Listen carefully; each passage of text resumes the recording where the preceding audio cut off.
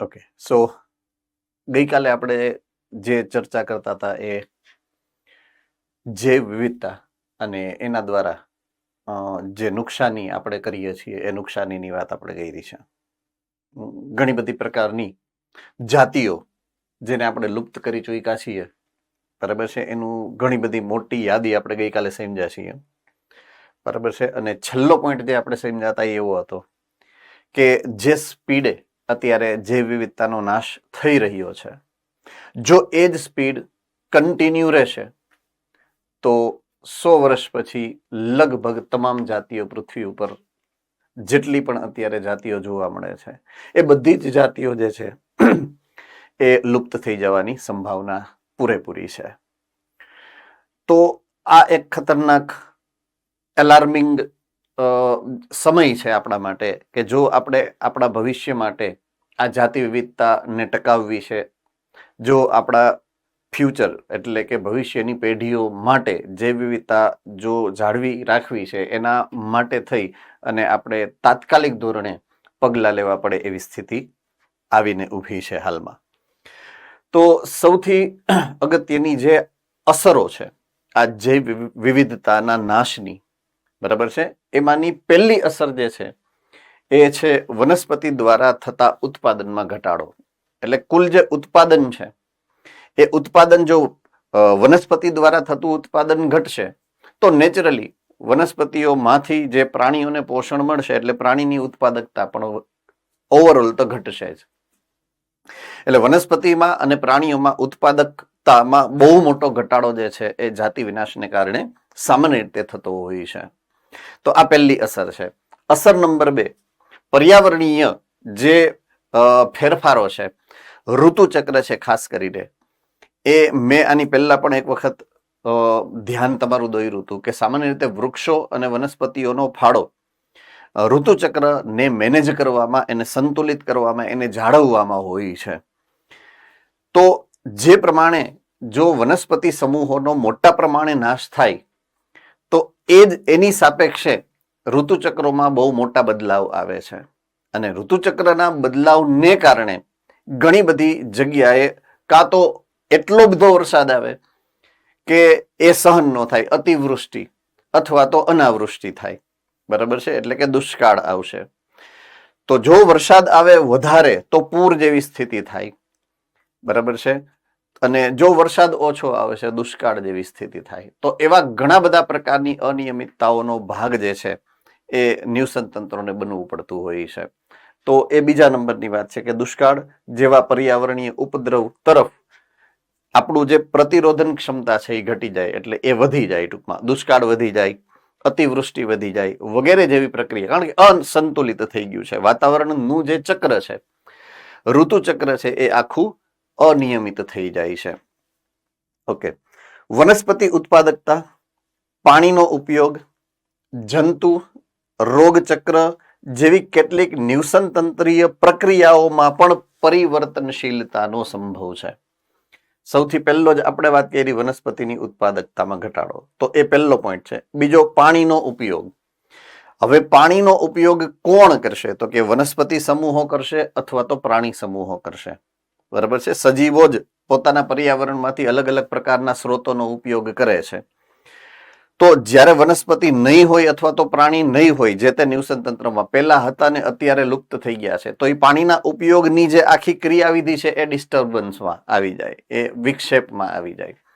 આ ઉપરાંત રોગકારકો, જેને રોગ કરતા હશે એવા યજમાન જો લુપ્ત થઈ જાય તો રોગકારક બીજા યજમાનને ઉપર આ ઉપદ્રવ શરૂ કરે, એટલે એવા રોગચક્રોમાં પણ ફેરફારો થઈ શકે છે. ઇન શોર્ટ, ખાલી અને ખાલી ખોરાક સંબંધિત જે આહાર ઝાડ કે આહાર શૃંખલામાં તો ફેરફાર થાય જ, પણ આંતરક્રિયાઓની અંદર પણ ફેરફાર થઈ શકવાની સંભાવનાઓ હોય છે. તો આ 3 મુખ્ય અસરો જે છે જૈવ વિવિધતાની નુકસાનીની સામાન્ય રીતે જોવા મળતી હોય છે અને જોવા મળે જ છે એમ. ઓકે, હવે મૂળભૂત નુકસાની જે થાય છે જૈવ વિવિધતાની, રાઈટ, એ નુકસાનના 4 મુખ્ય કારણો, બરાબર છે. એવિલ કોડ્રેટ એટલે રાક્ષસી, સામાન્ય ભાષામાં કહીએ તો કોડ્રેટ એટલે 4 લક્ષણો. તો એવા 4 રાક્ષસી લક્ષણો કે જેને કારણે આપણી જૈવ વિવિધતા જે છે એ બહુ મોટા પ્રમાણમાં નુકસાની પામી રહી છે. એમાંથી પહેલું છે વસવાટ, નાબૂદી અને અવખંડન. વસવાટ, નાબૂદી અને અવખંડન. હવે વસવાટ એટલે જૈવિક વસવાટ કે જ્યાં જે તે સજીવો રહેઠાણ પોતાનું રહે છે. નિવસન તંત્રની અંદર ચોક્કસ પ્રકારના, દાખલા તરીકે પાણીની અંદર હોય, જલીય સજીવો હોય, બરાબર છે. અમુક દર નિવાસી પ્રાણી હોય તો એ જમીનમાં રહેતા હશે, અમુક પહાડી ઉપર રહેતા હોય, તો પોતપોતાના એક ચોક્કસ નિવાસ સ્થાન છે. હવે તમે દાખલા તરીકે જંગલ કાપી નાખ્યું તો વૃક્ષ ઉપર રહેતા જે સજીવો હશે એ પોતાનું નિવાસ સ્થાન ગુમાવે છે. તો આવી રીતના નિવાસ સ્થાન ગુમાવે અથવા તો મોટું નિવાસ સ્થાન હોય એમાં અમુક ભાગ પડી જાય, નાના નાના નિવાસ સ્થાન થઈ જાય, તો એને કહેવાય અવખંડન. તો આવી ઘટના જ્યારે બને છે ત્યારે પણ જૈવ વિવિધતાની નુકસાની થાય છે. બીજું છે અતિશોષણ. જ્યારે કોઈ એક નિશ્ચિત પ્રકારની જાતિ, એ પછી વનસ્પતિની હશે કે પ્રાણીની હશે, જેના આધારે તમે પોષણ મેળવો છો, જેના ઉપર તમે પોષણ મેળવો છો, જો એનો અતિશોષણ થઈ જાય, બહુ વધારે દુરુપયોગ થઈ જાય, ત્યારે અમુક ચોક્કસ પ્રકારની જાતિઓ ઉપર એનું દબાણ આવે છે અને એ જાતિઓ જે છે એ નાશ પામે છે. બરાબર છે. ત્રીજું, ચોક્કસ પ્રકારની બાહ્ય કોઈ અન્ય નિવસન તંત્ર, અન્ય દેશમાંથી કોઈ જાતિ લઈ અને તમે બીજા દેશમાં કે બીજા કોઈ નિવસન તંત્રમાં જ્યારે સ્થાપિત કરો તો એને કહેવાય વિદેશી જાતિ. બરાબર છે. તો નિવસન તંત્ર માટે અન્ય નિવસન તંત્રમાંથી આવેલ કોઈ પણ જાતિ હશે એ ચોક્કસ નિવસન તંત્ર મૂળ નિવસન તંત્રથી અલગ હશે અને એને કારણે લોકલ એટલે કે સ્થાનિક જાતિઓ ઉપર ઘણી બધી એવી હાનિકારક અસર પડતી હોય છે અને એને કારણે સ્થાનિક જાતિઓ ઘણી બધી લુપ્ત થઈ શકવાની સંભાવના હોય છે. હવે આવે છે સહવિલોપન. સહવિલોપનનો અર્થ એ છે કે કોઈ એક જાતિ જો લોપ પામે એટલે લુપ્ત થાય, તો એની સાથે ગાઢ રીતે સંબંધિત અન્ય જાતિ હશે એ પણ લુપ્ત થાય છે. હવે દાખલા તરીકે આપણે પરાગનયનનો એક સહજીવી સંબંધ જોયો હતો કે ભમરીની જાતિ, બરાબર છે, અને વડની અંજીરની એક જાતિ હતી. તો અંજીરની જાતિ અને ભમરીની જાતિમાં જ ઓલું જો કોઈ કદાચ ડિસ્ટર્બન્સ આવે કે એકાદી જાતિ લુપ્ત થઈ જાય તો એને કદાચ બીજો ઓપ્શન મળી જાય. પણ ઓલા ભૂમધ્ય સમુદ્રની અંદર ઓલા છળ કપટ કરતા, લિંગ કપટ કરતા હોય તો એમાં તો જ્યારે બેમાંથી એક જાતિમાં ફેરફાર થાય ત્યારે બીજી જાતિએ ફેરફાર કરવો જ પડે છે, કમ્પલસરી, ઇફ યુ રિમેમ્બર. તો અહીંયા તમને ભમરીના 2 ઉદાહરણ હતા, બરાબર છે, અથવા તો એ પ્રકારના પરાગનયનના 2 પ્રકાર હતા. એક પ્રકારમાં એડજસ્ટમેન્ટ થઈ શકે એમ હતું, પણ બીજા પ્રકારમાં એડજસ્ટમેન્ટ થઈ શકે એમ જ નહોતું. બરાબર છે. તો એમાંથી 2માંથી એક જો જાતિ લુપ્ત થાય એટલે બીજી જાતિ ઓટોમેટિક લુપ્ત થઈ જાય. તો એને કહેવાય સહવિલોપન. જ્યારે 2 જાતિ એકબીજા સાથે એકદમ ગાઢ રીતે જોડાયેલી હોય તો એક લુપ્ત થાય એટલે બીજા એ લુપ્ત થવું જ પડે છે. તો આ 4 નુકસાનીના જે મુખ્ય કારણો છે એક પછી એક આપણે સમજીએ. તો સૌથી પહેલું કારણ જે છે એ વસવાટ, નાબૂદી અથવા તો અવખંડન છે. વસવાટ નાબૂદીનો અર્થ એ છે, મેં તમને કીધું એ પ્રમાણે, કે જ્યારે કોઈ મૂળભૂત નિવસન તંત્ર કે જ્યાં કોઈ સજીવ, નિશ્ચિત પ્રકારનો સજીવ રહે છે, નિવાસ કરે છે, જો એ નિવસન તંત્રની અંદરનો એ ભાગ તમે નાશ કરો, એ કુદરતી રીતે થાય કે માનવ પ્રેરિત રીતે થાય, તો જે તે સજીવ જે છે પોતાનું ઘર, પોતાનું નિવાસ સ્થાન ગુમાવી દે છે. બરાબર છે. તો વસવાટ, નાબૂદી અને અવખંડન જૈવ વિવિધતાની નુકસાનીનું મુખ્ય કારણ છે, સૌથી મુખ્ય કારણ. શું કામ? કારણ કે આપણે આપણા પર્સનલ હેતુ માટે, માનવોએ પોતાના પર્સનલ હેતુ માટે મોટા ભાગના નિવસન તંત્રોમાં મોટા પ્રમાણમાં ફેરફારો કર્યા છે. જેનું એક બેસ્ટ ઉદાહરણ જે અહીંયા રજૂ કર્યું છે એ છે વર્ષાવન. પૃથ્વીની જમીનની સપાટીના 14% પણ વધારે વિસ્તારમાં ફેલાયેલા હતા જે તે સમયે. આજની પરિસ્થિતિ એવી છે કે એ વર્ષાવન ઘટી અને 6% જેટલા થઈ ગયા. 14%માંથી 6%, એટલે 8% જેટલો ઘટાડો આવ્યો છે. બરાબર છે. એટલે એ બહુ મોટો ઘટાડો કહેવાય. અડધાથી એ વધારે આપણે ઉડાડી દીધા છે રેઇન ફોરેસ્ટ, એમેઝોન જેવા. બરાબર છે. તો એને કારણે એ જે નિવાસ સ્થાનમાં રહેતા પશુ, પક્ષી, પ્રાણી, વનસ્પતિ જે પણ હશે, કીટકો હશે, સૂક્ષ્મજીવો હશે, એ બધા પોતાનું નિવસન તંત્ર ગુમાવી બેઠા છે. તો આ એક અગત્યની જે કહેવાય કે જેની જીવાદોરી હતી નિવસન તંત્રની, એ જ તમે જંગલના વૃક્ષોને કાપી નાખ્યા છે. તો જંગલનું નિવાસ સ્થાન, જંગલની જે આખી પ્રણાલી છે, આખી નિવસન તંત્રની પ્રણાલી છે, એ જ ડિસ્ટર્બ થઈ ગઈ છે. કોઈ પણ વર્ષાવન જે છે એની 1000 થી વધુ હેક્ટર કલાકોમાં અત્યારે સાફ થઈ જાય છે. કારણ કે આપણી પાસે અત્યારે તો મશીનો છે, મોટા ટ્રક જેવા મશીનો હોય, જેમાં કટર હોય, તો સીધો એ ટ્રક જેમ જેમ જાતો જાય એમ આખા વૃક્ષો જે છે કપાતા જાય. એવા આધુનિક મશીનોથી આપણે આ વન વિનાશ સામૂહિક રીતે પ્રેરીએ છીએ. બરાબર છે. તો કલાકોની અંદર 1000 થી વધુ હેક્ટર જમીનને આપણે બંજર કરી શકીએ છીએ અત્યારે, એવી આધુનિક ટેકનોલોજી છે. એટલે તો 14 માંથી ખાલી 6 જ વધ્યા, 8% જંગલને આપણે જે છે એ સાફ કરી નાખ્યા છે અત્યારે. તો સૌથી મોટામાં મોટું કારણ વસવાટ નાબૂદી છે. અને બીજું જે છે એ છે અવખંડન. હવે અવખંડન એટલે શું થાય? તો કે કોઈ મોટું એક સિંગલ નિવસન તંત્ર હશે, દાખલા તરીકે પાસ્ટમાં એમેઝોન આખું એક મોટું નિવસન તંત્ર છે. જેમ જેમ સમય ગયો એમ મનુષ્યની વસ્તી વધી એટલે એને અમુક પ્રાંત પાડી નાખ્યા, દેશ પડ્યા, ઉરુગ્વે પડ્યો, અને પ્રાગ પડ્યું, ને એક્સ પડ્યું, ને બ્રાઝિલ પડ્યું, ને ચીલી પડ્યું, ને તો એ બધાએ પોતપોતાની બાઉન્ડ્રી બનાવી નાખી. હવે બાઉન્ડ્રી બનાવે એટલે અહીંયા વોલ એટલે દિવાલ બનાવે મોટી. હવે ઓલું સળંગ આખું જંગલ હતું, એની બદલે ઈ જંગલ 5, 7, 10 કટકામાં વિભાજિત થઈ ગયું.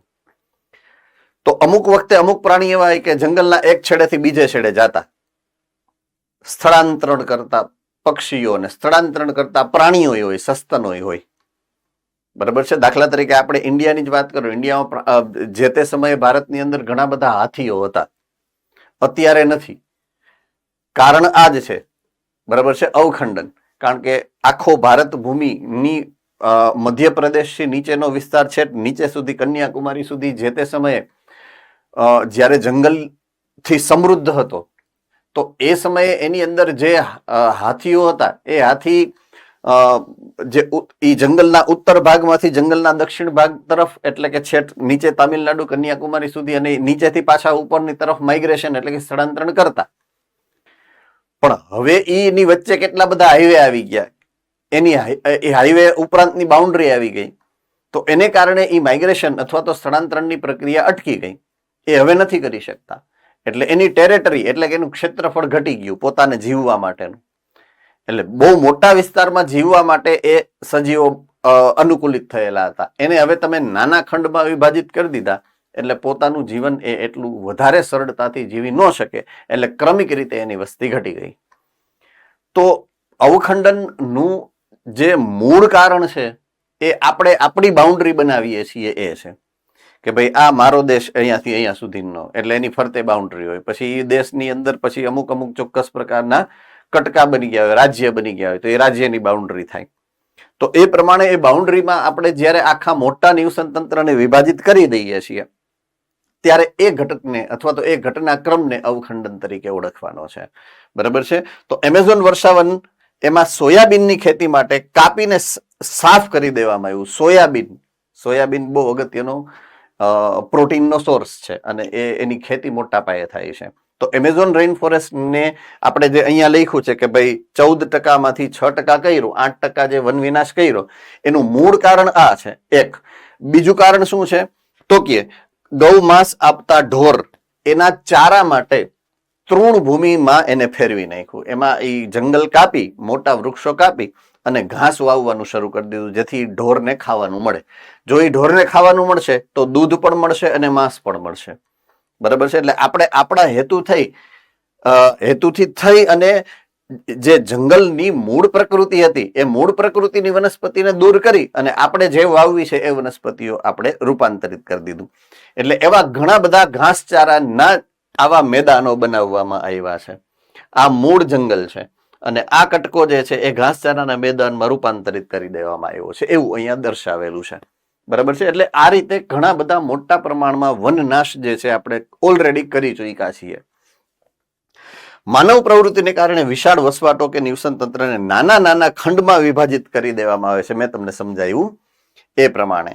તો મોટા પ્રદેશની જરૂરિયાત જેને જીવવા માટે છે, જીવનચક્ર એને મોટા સ્થળાંતરણ, દાખલા તરીકે સ્થળાંતરણ કરતા સજીવો હશે તો એને તો બહુ મોટા ભૂખંડની જરૂર છે. દાખલા તરીકે હાથીનું જે મેં ઉદાહરણ આપ્યું હતું તમને, તો એવા સજીવો પછી નાના ખંડની અંદર વસવાટ કરતા હોય તો એ જીવી જાય, પણ એને જીવવાની મજા નથી આવતી, પૂર્ણ ક્ષમતાથી નથી જીવતા.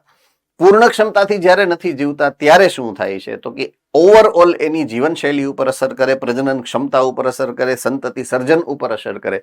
તો કાળક્રમે એની સંખ્યા, એની જે વસ્તીગીચતા છે એમાં ઘટાડો થાય અને બહુ લાંબા સમયે એ લુપ્ત થાય છે. બરાબર છે. તો એ જ રીતે અત્યારે સિંહની વસ્તી કદાચ, વાઘની વસ્તી કદાચ, અથવા તો હાથીઓની વસ્તી જે છે ભારતની અંદર જે ઘટે છે એ આ અવખંડનના ઉદાહરણનું જ પરિણામ છે. બરાબર છે. ઓકે, બીજું છે એ છે અતિશોષણ. કોઈ એક વનસ્પતિ કે કોઈ એક પ્રાણીને જ્યારે આપણે કોઈ આપણા મનુષ્યના કલ્યાણ હેતુથી ઉપયોગમાં લેતા હોય અને ઉપયોગ એટલો બધો મંડીએ કરવા કે એ જાતિની ઉપર એટલું બધું દબાણ વધી જાય, બરાબર છે, અને એને કારણે એ જાતિ લુપ્ત થાય છે. તો એવા બે ઉદાહરણ અહીંયા આપ્યા છે. એક છે સ્ટીલર કાઉ, જે આપણે બે લેક્ચર ગઈકાલે જ જોયું હતું, બે લેક્ચર એની પર ગઈકાલે જ આપણે સ્ટીલર સી કાઉનું ઉદાહરણ જોયું હતું. અને બીજું છે પેસેન્જર પીજન, કબૂતર. કબૂતર જા જા જા ને પહેલે પ્યાર કી પહેલી ચિઠ્ઠી સાજન કો દે આ, એટલે એ પેલા એવી રીતના ચિઠ્ઠી દેવા માટે એનો ઉપયોગ થતો, ખાસ કરીને યુદ્ધમાં સંદેશાઓ મોકલાવવા માટે. તો એ એટલી બધી રીતે એનો દુરુપયોગ થયો હશે જે તે સમયે કે એ આખી પ્રજાતિ જ અત્યારે નાબૂદ થઈ ગઈ છે જ નહીં. બરાબર છે. તો આ બે જાત એવી છે કે જેનો દુરુપયોગ એટલો બધો વધારે થયો અને એને કારણે એ લુપ્ત થઈ ગઈ છે. તો અતિશોષણ એ બીજું કારણ બનશે.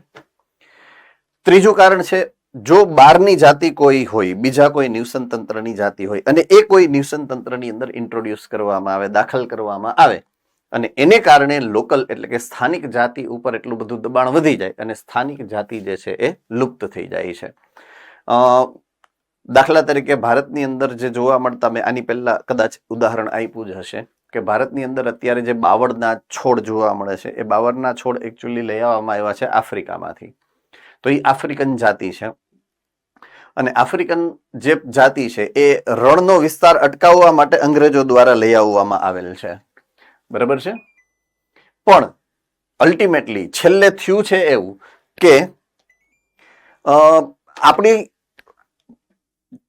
ભારતની જે ભૂમિ છે, ભારતનો જે આબોહવાનો ક્રમ છે, ભારતની જે ઋતુચક્રનો ક્રમ છે, પ્રણાલી છે, એની અંદર આ જે આવી જે સ્થાનિક લુક, ભારતમાં ખાસ કરીને ગુજરાત અથવા તો ગુજરાતની સરાઉન્ડિંગનો પ્રદેશ છે, એની આબોહવા અને આફ્રિકાની આબોહવા લગભગ સમાન છે, અથવા તો ભારતની આબોહવા અને આબોહવા આફ્રિકાની કહો તો બે લગભગ સમાન છે. તો આફ્રિકાની કોઈ પણ જાતિને તમે ભારતમાં આવો તો સેટ થવામાં બહુ જાજો પ્રોબ્લેમ ના થાય, કારણ કે આબોહવાની સમાનતા છે ઘણી બધી. કારણ કે આમે ભૌગોલિક સ્થાને આપણું લગભગ એક સમાન છે, ઇક્વેટરથી થોડુંક નીચે અને ઇક્વેટરથી થોડુંક વધારે, વચ્ચેથી સમશીતોષ્ણ ઇન શોર્ટ. તો સમશીતોષ્ણ એનું છે અને સમશીતોષ્ણ આપણું છે. એટલે યાની જાતિને એટલે કે બાવળને અહીંયા ફાવી ગયું. ફાવી ગયું એટલે એટલું ફાવી ગયું કે જેમ ફાવે એમ ફેલાવા માંડ્યા.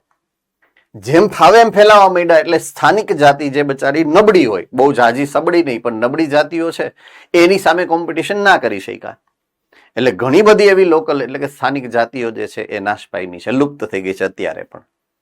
બરાબર છે. અને એક ઓલો વિલિંગડન કાચબો તો હતો જ, ઉદાહરણમાં બકરી આવી એટલે લુપ્ત થયો. એટલે આ વિદેશી જાતિના આક્રમણનું જ એ પરિણામ છે, એના જ ઉદાહરણમાં તમે જોઈ શકો છો. બરાબર છે. તો વિદેશી જાતિના આક્રમણને કારણે સ્થાનિક જાતિ જે છે એ દૂર થઈ શકે છે, લુપ્ત થઈ શકે છે. તો એવા એક વધારાનું ઉદાહરણ અહીંયા શેર કરેલું છે કે એ કેટફિશ નું ઉદાહરણ છે. તો નાઇલ પાર્શ નામની એક જાતિ છે, મીઠા પાણીની અંદર જોવા મળતી આ. બરાબર છે. અને પૂર્વ આફ્રિકાના વિક્ટોરિયા સરોવરની અંદર એને જ્યારે દાખલ કરવામાં આવી, આ મોટી છે, એકદમ મોટા કદની માછલી આવે. બરાબર છે. તો એ જ્યારે એમાં નાખી તો સ્થાનિક માછલીઓની ઘણી બધી જાતિઓ જે છે એ લુપ્ત થઈ ગઈ છે. ઘણી બધી એટલે કેટલી? 200 થી પણ વધારે સિચલિડ નામની માછલીઓ જે છે એની વિવિધ જાતિઓ, સિચલિડ પ્રજાતિ હશે એની ઘણી બધી 200 જેટલી જાતિઓ દૂર થઈ ગઈ છે. બરાબર, એક જ માછલીને કારણે 200 જાતની માછલી અલગ અલગ બીજી દૂર થઈ. તો વિચાર કરો, એક વિદેશી જાતિનું પ્રભાવ બીજા કોઈ નિવસન તંત્રની અંદર દાખલ કરવાથી, પરભક્ષી છે એટલે આ તો પરભક્ષી છે, બરાબર છે, એને કારણે 200 જાતિની માછલીઓને ખાઈ ગઈ ટૂંકા સમયગાળામાં, બરાબર છે. તો આ જેને કહેવાય કે એવા ગંભીર પ્રકારના જેને કહેવાય કે આ તો માનવ સર્જિત ભૂલ છે. આપણે જ ધરાર લઈને કઈ એક્સિડેન્ટલી કે હવામાં ઉડીને તો આવી ન હોય માછલી, એટલે લઈ આવ્યું કોણ હોય તો કે મનુષ્ય. તો એવી ગંભીર ભૂલો ઘણી બધી આપણે કરી ચૂક્યા છીએ કે જેને કારણે અમુક જાતિઓ એમનેમ વિલુપ્ત થઈ ગઈ હશે, બરાબર છે. તો એ સિચલિડ માછલીઓની 200 જેટલી જાતિઓ આ નાઇલ પાર્શ માછલી જે મીઠા જળની છે, વિક્ટોરિયા સરોવર પૂર્વ આફ્રિકાની અંદર છે, એની અંદર દાખલ કરતા લુપ્ત થઈ. એ ઉદાહરણને તમારે અહીંયા જેને કહેવાય કે વિદેશી જાતિના આક્રમણની અંદર યાદ રાખવાનું થશે. હવે અહીંયા વનસ્પતિઓની અમુક જાતિઓના નામ આપેલા છે સેમ વિદેશી જાતિઓના આક્રમણના ઉદાહરણ સ્વરૂપે. એક છે પાર્થેનિયમ એટલે કે ગાજર ઘાસ, એનું બીજું નામ કોંગ્રેસ ઘાસ પણ છે, બીજું લેન્ટાના એટલે કે ગંધારી, અને ત્રીજું છે વોટર હાયન્થિસ એટલે કે જળકુંભી, બરાબર છે. તો આઇકોર્નિયા જળકુંભીનું ત્રીજું નામ છે, બરાબર છે.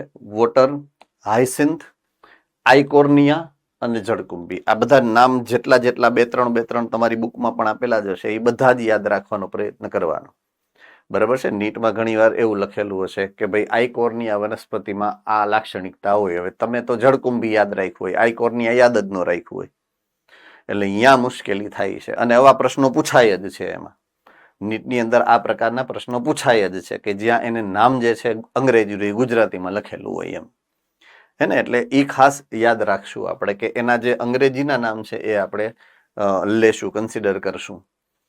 ઓકે, તો એવી આ આક્રમક નિંદામણ જાતિઓ છે. નિંદામણ જાતિઓ એટલે એની મેળાએ ઉગે, એને ઉગાડવી ન પડે ટૂંકમાં. તો એ જ્યાં ફેલાય ને ત્યાં સ્થાનિક જાતિઓ જે છે એને બહુ મોટું નુકસાન કરે છે, બરાબર છે. એટલે આ પણ ઉદાહરણની અંદર આ 3 વિદેશી જાતિઓ જે છે એને યાદ રાખવાની છે. પછી મેં ઓલું કેટફિશ વાળું કીધું હતું, એ ઉદાહરણ આપ્યું છેલ્લે. તો ક્લેરિયસ નામની કેટફિશ બહુ મોટા કદની છે, આફ્રિકાની છે. હવે એને આપણા ઇન્ડિયાની અંદર, ભારતના સરોવરની અંદર, નદીઓની અંદર દાખલ કરવામાં આવી તો સ્થાનિક કેટફિશ માછલીઓ છે ભારતની, નાના કદની, અવળી કદ હોય, એ જે કેટફિશ છે એ થોડીક પ્રમાણમાં મોટી આવે. આફ્રિકન કેટફિશ અવળી આવે, ઇન્ડિયન કેટફિશ અવળી આવે, બરાબર છે. તો એને જ્યારે આપણા સરોવરોની અંદર, આપણી નદીઓની અંદર દાખલ કરવા આવી તો આપણા સ્થાનિક કેટફિશની જાતિઓ જે છે એ લુપ્ત થવા માંડી, બરાબર છે. એની ઉપર બહુ મોટું જોખમ ઊભું થયું છે, કારણ કે આફ્રિકાની છે એટલે ઇન્ડિયામાં ફાવે, મેં તમને કીધું એ પ્રમાણે, એટલે એ જીવી જાય છે અહીંયા. આફ્રિકાની કોઈ પણ જાતિ વનસ્પતિની હશે કે પ્રાણીઓની હશે, મોટા ભાગે એને ઇન્ડિયાની અંદર ફાવે ખરું એમ. તો આ એક ઉદાહરણ તરીકે અહીંયા કેટફિશનું પણ આપેલું છે. કેટફિશનું નામ જે આફ્રિકન કેટફિશ છે એનું નામ છે ક્લેરિયસ ગેરીપિનસ, બરાબર છે. ક્લેરિયસ ગેરીફિનસ, બરાબર છે. આ સ્થાનિક કેટફિશની જાત છે. તો આફ્રિકન કેટફિશને કારણે સ્થાનિક કેટફિશ જે છે એ લુપ્તતાને આરે નાશપ્રાય ઓલમોસ્ટ થઈ ગઈ છે. ઓકે, હવે છે સહ વિલુપ્તતા અથવા તો સહ વિલોપન. એટલે જો એક જાતિ બીજી જાતિ સાથે ગાઢ સંપર્કમાં છે, ગાઢ રીતે જોડાયેલી છે, એનો આંતર સંબંધ એકદમ નજીકનો છે, તો એક જાતિ જ્યારે એનો નાશ થશે, લુપ્ત થશે, તો એની અસર સીધી બીજી જાતિ ઉપર પડશે અને બીજી જાતિ પણ લુપ્તતા તરફ આગળ વધશે અને કાળક્રમે લુપ્ત થશે, બરાબર છે. તો જ્યારે એક જાતિ લુપ્ત થઈ જાય છે ત્યારે એની સાથે નજીકથી સંકળાયેલ વનસ્પતિ કે પ્રાણીની જાતિ પણ ફરજિયાત રીતે લુપ્ત થાય છે. જ્યારે યજમાન જાતિ લુપ્ત થાય ત્યારે પરોપજીવી, તો યજમાન અને પરોપજીવીનો જે આંતર સંબંધ છે એ ગાઢ આંતર સંબંધ છે. તો યજમાન જાય એટલે પરોપજીવી ફરજિયાત, મોટા ભાગના પરોપજીવીઓ હોય છે કે જે નાશ પામે છે. એ જ પ્રમાણે વનસ્પતિ અને પરાગવાહક ના જે જાતિ છે એની વચ્ચેનો ગાઢ આંતર સંબંધ એની પણ વાત કરી છે. બરાબર છે. તો વનસ્પતિ અને પરાગવાહકની સહોપકારિતાને સહવિકાસ ના ઉદાહરણ તરીકે આપણે જોયું હતું. તો ત્યાં એક જાતિનું વિલોપન 100% એટલે કે નિશ્ચિતપણે બીજી જાતિના વિલોપન તરફ જે છે એ ધકેલે છે. તો દાખલા તરીકે વનસ્પતિનું પરાગનયન કોઈ નિશ્ચિત પ્રકારના સજીવ કરે છે. એ સજીવ જે લુપ્ત થઈ ગયા તો એને કારણે આ જાતિની પરાગનયન ક્ષમતા ઘટે તો વનસ્પતિની જાતિઓ ઉપર પણ લુપ્તતા જે છે એ શક્યતા 100% થતી જ હોય છે કે એ લુપ્ત થઈ જાય. કારણ કે એ આંતર સંબંધ કેવો છે કે એના સિવાયની બીજી કોઈ જાતિ એ પરાગનયન નથી કરી શકતી. એ પ્રકારનો ક્લોઝ એટલે કે નજદીકનો આંતર સંબંધ છે એ બે જાતિઓ વચ્ચે. તો જ્યારે આવા આંતર સંબંધ હશે, કારણ કે એ સહજીવી આંતર સંબંધ છે ને સહજીવીમાં બંને જાતિઓ નિશ્ચિત જ હોય કે એ બંને જાતિ આ કે આ જ હોય એમ. એટલે એના સિવાય બીજી કોઈ જાતિ જે છે એ એમાં ભાગ ભજવતી હોતી નથી. એટલે એકની લુપ્તતા બીજાની લુપ્તતામાં પરિણમતી હોય છે. તો આ થઈ ગયો વિનાશની વાત કે જૈવ વિવિધતાનું વિનાશ આપણે કઈ કઈ હદે કરી ચૂક્યા છે અને કઈ રીતે કરી ચૂક્યા છીએ, બે વાત કરી આપણે. હવે એના સંરક્ષણના ઉપાયો શું કરી શકીએ છીએ એના વિશેની વાત છે કે આપણે જૈવ વિવિધતાનું સંરક્ષણ કરવું છે તો જૈવ વિવિધતાનું સંરક્ષણ શું છે અને કઈ રીતે કરી શકીએ છીએ એની વાત કરીએ. બરાબર છે. હવે સંરક્ષણ ના મૂળભૂત હેતુ કે કારણો 3 છે. એક ડાયરેક્ટ સીધું કારણ કે તમે ખાઓ છો, તમને ખાવું છે, તમારે પાણી જોઈએ છે, તમારે જમીન જોઈએ છે, તો આ ત્રણેયનું સંરક્ષણ તમારે કરવું પડે. સિમ્પલ. તો પહેલું જ બહુ ટૂંકું કારણ, હાવ ડાયરેક્ટ કારણ, સીધું ટૂંકું કારણ છે સંક્ષિપ્ત રીતે ઉપયોગિતાવાદી સિદ્ધાંત કે શું કામ તમારે સંરક્ષણ કરવું જોઈએ. જો સંરક્ષણ કરશો તો તમને ખોરાક મળશે, જો સંરક્ષણ કરશો તો તમને પાણી મળશે, જો સંરક્ષણ કરશો તો તમને રહેઠાણ મળશે, જો સંરક્ષણ કરશો તો તમને આર્થિક ઉપાર્જન મળશે. બરાબર છે. તો સંરક્ષણના જે કારણો છે એનું સૌથી પહેલું કારણ આ છે જેને કહેવાય સંક્ષિપ્ત રીતે ઉપયોગી. આપણે ટૂંકામાં ટૂંકી ઉપયોગિતાને આપણે કન્સિડર કરીએ, ધ્યાનમાં લઈએ તો એ પહેલું કારણ બને. બીજું વ્યાપક રીતે ઉપયોગિતાવાદી. વ્યાપક એટલે બહુ મોટા પ્રમાણમાં આપણે ખાલી આપણું જ ન વિચારીએ કે આપણને ખોરાક મળશે, આપણને પાણી મળશે, આપણને આર્થિક લાભ મળશે, પણ આપણે આપણા પોઈન્ટ ઓફ વ્યૂ, આપણી સોચને થોડીક વધારે વિસ્તારીએ તો આપણા નિવસન તંત્રમાં એક જ જાતિઓ છે કે એકથી વધારે, તો કે અસંખ્ય જાતિઓ છે આપણા નિવસન તંત્રમાં. મારી એકની જ જરૂરિયાત છે ખોરાકની, તો કે નહીં, બધી જાતિઓને ખોરાકની જરૂર છે. મારી એકની જ જરૂરિયાત છે પાણી કે રહેઠાણની, તો કે નહીં, બધાની જરૂરિયાત છે. તો જ્યારે તમે સમગ્ર નિવસન તંત્રના લાભની વાત વિચારશો તો એ આ બીજો પોઈન્ટ છે, વ્યાપક રીતે ઉપયોગિતાવાદી. કે ભાઈ બીજી જાતિઓને પણ અહીંયા આ પ્રકારના પ્રશ્નો નડે છે અને આનું સંરક્ષણ એટલા માટે પણ થવું જોઈએ. બરાબર છે. અને ત્રીજું નૈતિક રીતે ઉપયોગિતાવાદી. નીતિમત્તા નામની કોઈ વસ્તુ હોય છે. બરાબર છે. તો નૈતિકતાની જ્યારે વાત આવશે તો નૈતિક રીતે ઉપયોગતાવાદી સિદ્ધાંતની ચર્ચા છે. તો આવી 3 નાની નાની ચર્ચાઓ અહીંયા આપણે કરીએ. તો પહેલું મેં કીધું એમ ખોરાક માટે કે સુશોભન માટે આપણે જે આપણા નિવસન તંત્રોમાં નિવસન તંત્રોની વનસ્પતિઓ, નિવસન તંત્રની પ્રાણીઓ ઉપર ડિપેન્ડન્સી એટલે કે આધારિત હોય છીએ, તો એ ની વાત અહીંયા મૂકી છે. દાખલા તરીકે મનુષ્ય પ્રકૃતિમાંથી અગણિત સીધા ફાયદા લે છે, આર્થિક લાભ. બરાબર છે. કયા કયા પ્રકારના ખોરાક, વનસ્પતિઓનો, પ્રાણીઓનો ખોરાક તરીકે ઉપયોગ કરે છે. બરાબર છે. ઉદાહરણ આપ્યું છે ધાન્ય છે, કઠોળ છે, ફળ છે, માંસ છે, દૂધ છે વગેરે. બળતણ, રેસા, બાંધકામની સામગ્રી, ઔદ્યોગિક ઉત્પાદન, દાખલા તરીકે ટેનિન્સ છે, ઊંજણ છે, રંગકો છે, રાડ છે, અત્તર છે, તથા ઔદ્યોગિક મહત્વના ઉત્પાદનો એ એ નિવસન તંત્રના સંસાધનોમાંથી એનો જે છે એ મેળવે છે. બીજું, ઓકે, વર્તમાન વૈશ્વિક બજારમાં વેચાતી 25%થી વધુ દવાઓ વનસ્પતિમાંથી તમે મેળવો છો. વનસ્પતિજન્ય છે. 25%થી વધુ દવાઓ આજની તારીખમાં જે બજારમાં છે તો એમાં 25% વધુ દવાઓ વનસ્પતિમાંથી મેળવવામાં આવે છે. અને ત્રીજું, 25,000 જેટલી વનસ્પતિઓ એવી છે કે જેમાંથી તમને દવા મળે છે. 25,000 વનસ્પતિઓ એવી છે કે જે ઔષધીય મૂલ્ય ધરાવે છે. શું ધરાવે છે? ઔષધીય મૂલ્ય ધરાવતી વનસ્પતિઓ. મીન્સ એમાંથી તમને દવાઓ અથવા તો એવા રસાયણ મળે છે કે જેને તમે ઔષધો કહો છો. તો એમાં એ ફાળો આપે છે. આ આંકડાઓ આપણા માટે મહત્વના MCQ માટે બનશે, ખાસ ધ્યાનમાં લેવું. ઓકે, હવે થોડોક આપણે બ્રોડ કરીએ વિચારને. વ્યાપક રીતે ઉપયોગિતાવાદી સિદ્ધાંતો કે આ આખા નિવસન તંત્રોની બધાય સજીવોની જ્યારે આપણે વાત સરખાવીએ ત્યારે તો પ્રકૃતિ દ્વારા પ્રદાન કરવામાં આવતી ઘણી નિવસન તંત્રીય સેવાઓ. નિવસન તંત્રીય સેવાઓનો મતલબ શું? નિવસન તંત્રમાંથી તમને શું લાભ મળશે? મેં ખાલી લિસ્ટ વંચાયું હતું તમને. છેલ્લા ચેપ્ટરનો છેલ્લો પોઈન્ટ, 12મા ચેપ્ટરનો ખાલી લિસ્ટ મેં વંચાયું હતું કે એટલું તમને મળે. નિવસન તંત્રમાંથી તમને જે ફાયદો થાય એને નિવસન તંત્રીય સેવાઓ કહેવાય. દાખલા તરીકે નિવસન તંત્ર તમને ઓક્સિજન આપે છે હાવ ફ્રીમાં, તો એ નિવસન તંત્રની સેવા છે. નિવસન તંત્રમાંથી તમને દવાઓ મળે છે, એ તમારી નિવસન તંત્રની તમને થતી સેવા છે. દાખલા તરીકે નિવસન તંત્રમાં તમને રહેવા માટે જગ્યા મળે છે. દાખલા તરીકે તમને એમાંથી પાણી મળે છે.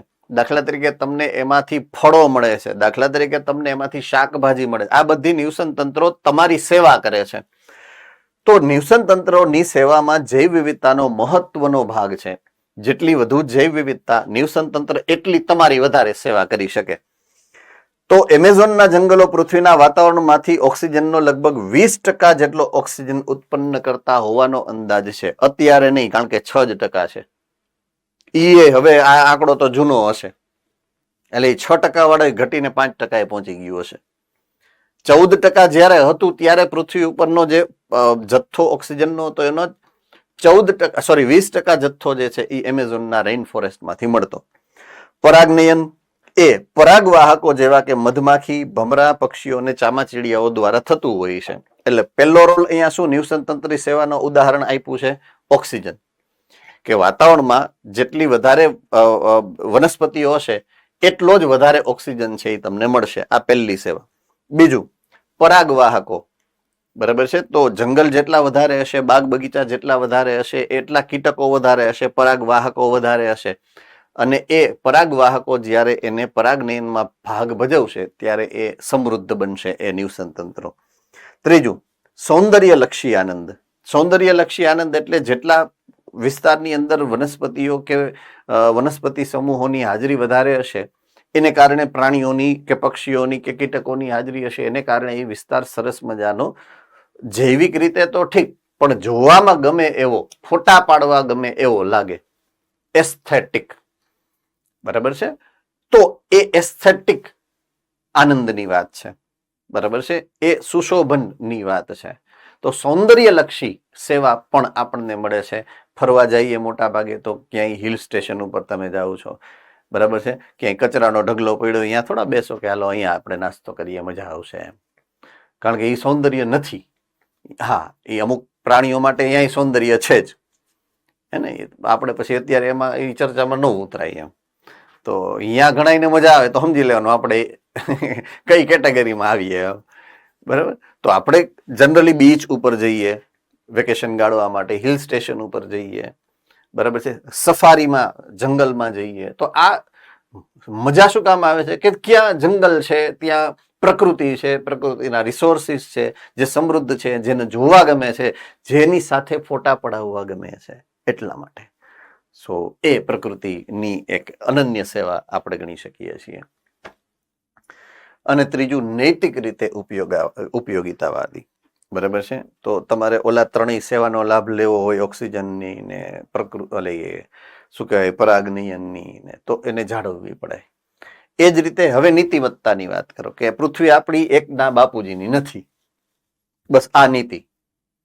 જેટલો હક મનુષ્યની જાતિનો પૃથ્વી ઉપર છે એટલો જ વાંદરાની જાતિનો છે, એટલો જ ગધેડાની જાતિનો છે, એટલો જ લીમડાના છોડનો છે, એટલો આંબાના છોડનો, એટલો જ ઘાસનો છે, એટલો જ દરેક પ્રકારના બેક્ટેરિયાનો છે. બધાયનો હક છે. આપણે પૃથ્વીને આપણા બાપુજીની ગણીએ છીએ કે આ જમીન તો મારી છે, મારા દાદાએ લીધી હતી. હતી તઈ લીધી હતી કેમ ન હતી જ નહીં, એમનેમ લીધી હતી તો બનાવી હતી તો કોઈક બીજા એને. પણ આપણે માલિકીની કરી લઈએ છીએ કે આ ભારતનું, એમ આ પાકિસ્તાનનું, આ યુએસનું, આ કેનેડાનું, આ ઓસ્ટ્રેલિયાનું. હું ઓસ્ટ્રેલિયા બધું પ્રકૃતિનું છે, બધું નામ પાડી દીધું કે આ મારું એમ. બરાબર છે. હકીકતમાં તો પ્રકૃતિનું છે બધું. તો નીતિમત્તાની દ્રષ્ટિએ જોઈએ તો દરેક સજીવનો એક સરખો હક છે આની ઉપર. બરાબર છે. તો જાતિઓ તેનું આંતરિક મૂલ્ય ધરાવે છે. દરેક જાતિનું એક મૂલ્ય છે. મેં ગઈકાલના ઉદાહરણમાં જ તમને સમજાવ્યું કે મધમાખીનું મૂલ્ય કેટલું છે. પરાગવાહક તરીકે 90% સપુષ્પી વનસ્પતિનું જ્યારે પરાગનયન મધમાખી કરતા હોય તો મધમાખીનું મૂલ્ય શું કહેવાય નિવસન તંત્રની અંદર. બરાબર છે. તો આપણે છીએ એની પાછળ કદાચ એક કારણ એ પણ છે કે આવૃત્તિ બીજધારી વનસ્પતિઓનો સમૂહ જ્યારે વિકાસ પામ્યો પછી આપણી જે છે શું કહેવાય કન્વર્ઝન રૂપાંતરણ ઉત્ક્રાંતિ ને એ બધું આપણું પછી થયું છે. એ ન હોત તો આપણે ન હોત. બરાબર છે. એટલે આપણા અસ્તિત્વની પાછળ કદાચ મધમાખીનો ડાયરેક્ટલી નહીં તો ઇનડાયરેક્ટલી ફાળો બહુ મોટો છે, હે ને. તેમની સુખાકારી માટે, તેમનું એટલે જાતિઓની, અલગ અલગ જાતિઓની સુખાકારી માટે આપણા જૈવિક વારસાનું જતન કરવાની આપણી નૈતિક ફરજ બને છે. આપણા સંતાનો માટે પણ અને અન્ય સજીવોની જાતિઓની ભવિષ્યની પેઢીઓ માટે પણ આખા જૈવ વિસ્તારો, આખા નિવસન તંત્રો, આખા જીવાવરણને જાળવી રાખવાની જવાબદારી આપણી આજે છે. આજે. બરાબર છે. જેમ ફાવે એમ ટૂંકમાં આપણે એનો ઉપયોગ કરી શકતા નથી. કરીએ છીએ એ અલગ વાત છે, કરી શકીએ નહીં નીતિમત્તાની દ્રષ્ટિએ. તો સંરક્ષણ એટલા માટે આપણે કરવું પડે છે. તો આ 3 સિદ્ધાંતોની વાત કરીએ. એક આપણા પર્સનલ યુઝ માટે, આપણા સ્વાર્થ માટે, અંગત સ્વાર્થ માટે, બીજું નિવસન તંત્રની સેવા લેવા માટે, અને ત્રીજું અન્ય જાતિઓ ઉપર દયા રાખવા માટે. આ 3 હેતુથી આપણે જૈવ વિવિધતાનું સંરક્ષણ કરવું જોઈએ. હવે વાત છે સંરક્ષણ કરવું હોય તો કઈ રીતે કરી શકીએ. 2 પ્રકારે આપણે સંરક્ષણ કરી શકીએ. એક સંરક્ષણ છે ઓન સાઇટ, ઇન સિટુ, અને એકને કહેવાય એક્સ સિટુ, ઓફ સાઇટ. હવે અહીંયા સિટુનો મતલબ SITU, સિટુનો મતલબ રહેઠાણ કરવાનો. રહેઠાણ, રહેઠાણની અંદર, રહેઠાણની બહાર. રહેઠાણ કોનું? જે તે જાતિનું તમે સંરક્ષણ કરવા માંગતા હો એનું મૂળ નિવાસ સ્થાન, મૂળ પોતાનું નિવાસ સ્થાન. દાખલા તરીકે ગીરના સિંહ, તો સિંહ જે છે એનું મૂળ નિવાસ સ્થાન ગીરનું જંગલ, એટલે આપણે ગીરના સિંહ એવું કહીએ. બરાબર છે. કચ્છની કેસર કેરી નવું આવ્યું ને, નવું એક જાત આવી આપણે કચ્છની કેસર, કારણ કે એનું મૂળ નિવાસ સ્થાન બને છે ક્યાં, તો કે ઉગે છે ક્યાં, તો કે કચ્છમાં. બરાબર છે. તો દરેક કોઈ એક નિશ્ચિત જાતિ એક નિશ્ચિત નિવાસ સ્થાનમાં વધારે પ્રમાણમાં વધારે શ્રેષ્ઠ રીતે જોવા મળતી હોય. હવે એની જાળવણી તમે એની જ મૂળ નિવાસ સ્થાનમાં કરતા હો તો એને સ્વસ્થાન જાળવણી કહેવાય, અથવા તો સ્વસ્થાન સંરક્ષણ કહેવાય, ઇન સિટુ. હવે સિંહને સંરક્ષણ કરવા માટે ગીરના જંગલમાંથી ઉપાડી ટ્રકમાં પૂરી અને હું બીજા કોઈ પણ જગ્યાએ લઈ જાઉં અને અહીંયા એને હાઈ ક્લાસ 5 સ્ટાર ફેસિલિટી આપું, 1 તારા જામનગર, સમજાઈ ગયું? તો એને આ કહેવાય બાહ્ય સ્થાન અથવા તો પરસ્થાન, બાહ્ય સ્થાન જાળવણી.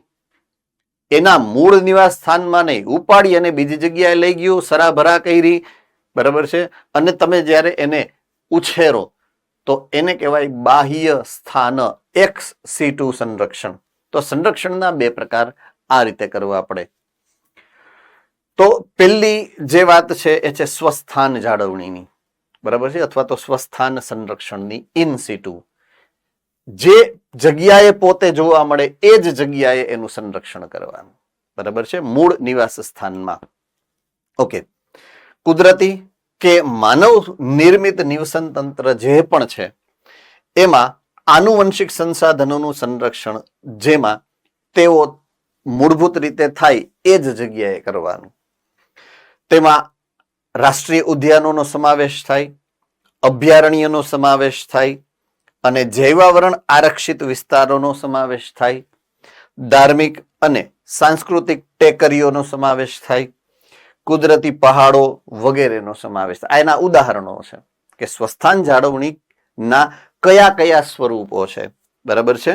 એક પછી એક લગભગ બધાને આ નામથી પરિચય કોઈક ને કોઈક પ્રકારનો હશે જ. બરાબર છે. નહીતર હમણાં એક પછી એક સ્લાઇડમાં આવશે જ કે કોને શું કહેવાય એમ. ભારતમાં આ છેલ્લું જે છે આ આરક્ષિત જૈવાવરણો, બરાબર છે, આરક્ષિત જૈવાવરણો, તો એની સંખ્યા આપેલી છે. ભારતમાં 14 આરક્ષિત જૈવ વિસ્તારો હતા. બરાબર છે. 90 રાષ્ટ્રીય ઉદ્યાનો છે અને 448 વન્યજીવી અભયારણ્યો છે.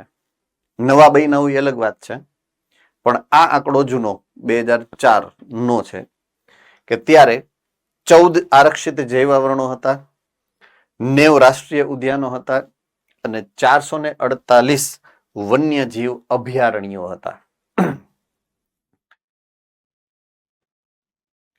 પહેલું રાષ્ટ્રીય ઉદ્યાન, નેશનલ પાર્ક. તો નેશનલ પાર્ક અથવા તો રાષ્ટ્રીય ઉદ્યાન કોને કહેવાય? તો ઇન સિટુ છે એટલે મૂળભૂત નિવાસ સ્થાન છે. પોઈન્ટ સમજવાનો પહેલો, મૂળભૂત નિવાસ સ્થાન છે. એ નિવાસસ્થાનનો કોઈ એક નિશ્ચિત એરિયા, નિશ્ચિત ભાગ, એને જ નેશનલ પાર્ક કહેવાય. બરાબર છે. આખા જંગલમાંથી થોડોક નાનો એવો કટકો હોય. વન્યજીવના કલ્યાણ માટે એકદમ સખત રીતે આરક્ષિત છે. એના રૂલ્સ, રેગ્યુલેશન, નીતિ નિયમો ખૂબ આ ગવર્મેન્ટ દ્વારા સખતાઈથી પાલન કરાવવામાં આવતું હોય છે. એ વિસ્તારમાં કોઈની ખાનગી માલિકીની જમીન ન હોય. ઘર નહીં, ઓફિસ નહીં, ખેતર નહીં, ફાર્મ હાઉસ નહીં, રિસોર્ટ નહીં, કાંઈ ન હોય. ખેતી કે ચરાઈ વગેરે ઉપર 100% પ્રતિબંધ હોય. બરાબર. સાસણગીરમાં ઓલો દેવળિયા પાર્ક આવે, જોયો છે? સફારી પાર્ક, ઓલા જીપ લઈને જાય તો એ જીપ કોની છે? સરકારની છે. એ સિવાય તમને બીજું કોઈ વાહન ત્યાં જોવા ન મળે. અંદર જે જંગલમાં તમે જાશો એમાં ક્યાંય જોવા ન મળે. એ નેશનલ પાર્ક છે, એ રાષ્ટ્રીય ઉદ્યાન છે. બરાબર છે. તો એ દેવળિયા પાર્ક નાનો છે, પણ ઓલો જે સફારી પાર્ક મોટો, એક મોટું બધું આખો એક ગેટ છે અને એમાં તમે અંદર જઈ ટિકિટ લ્યો એટલે તમને ઓલી ટેક્સી બુક કરી દે. ટેક્સીની જીપ, એ ખુલ્લી જીપની અંદર તમને લઈ જાય, સરસ મજાનું બધું આજુબાજુમાં દેખાડે. તો નેશનલ પાર્કમાં એ જીપ સિવાય બીજી કોઈ જીપ જઈ ના શકે. અંદર બીજી કોઈ હોટલ ના હોય કે કાંઈ ના હોય. લાંબા તમને 15-20 કિલોમીટર 25 કિલોમીટર ફેરવે, રસ્તામાં બીજું કાંઈ ના હોય. કોઈને જવાની છૂટ ન હોય સિવાય કે જંગલ ખાતાના માણસો. જંગલ ખાતા એટલે ગવર્મેન્ટ ઓફિશિયલ્સ કહેવાય એને. તો એ નેશનલ પાર્ક છે, રાષ્ટ્રીય ઉદ્યાન છે. બરાબર છે. હવે દેવળિયા પાર્ક શું છે? દેવળિયા પાર્ક નાનો વિસ્તાર છે, બાઉન્ડ્રી બાંધેલો. બરાબર છે. એ સ્વસ્થાન નથી, નવસ્થાન જાળવણી છે. એ પાછું અલગ થઈ ગયું હે ને. પણ એ આપણે આગળ આવશે એટલે સમજાવીશ પાછું. કેરળમાં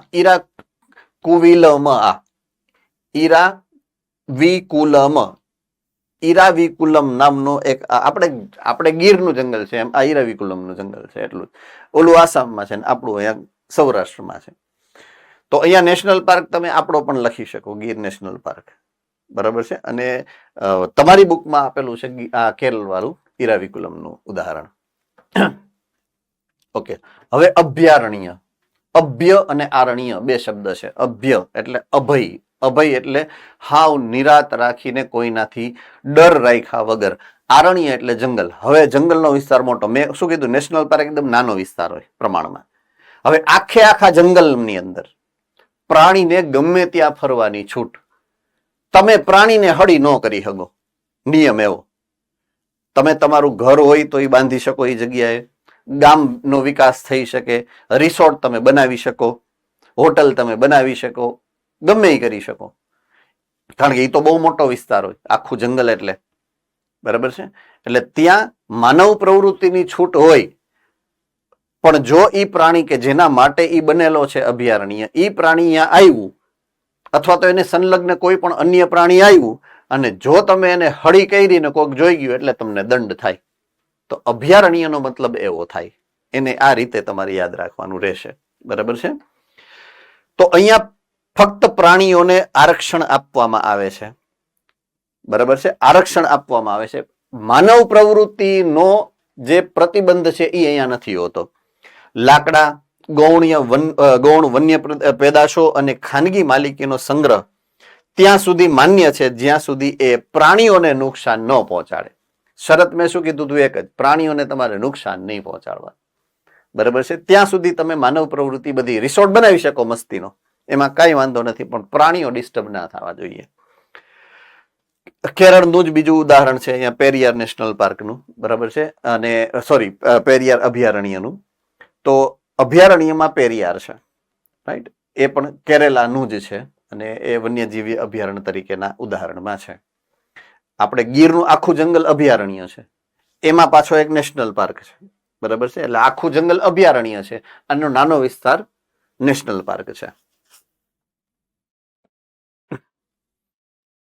હવે આરક્ષિત જૈવ આવરણ એટલે એના કરતા મોટો વિસ્તાર, આખી મોટો વિસ્તાર. દાખલા તરીકે હિમાલય, તો હિમાલયની શૃંખલા શરૂ થાય છે ક્યાં? તો કે છેક જમ્મુ કાશ્મીર થી, પછી ઉત્તરાખંડ ને, દેવભૂમિ ને, યુપી ને, બિહાર ને, નેપાળ ને, છેક બંગાળ ટચ થાય ત્યાં સુધી.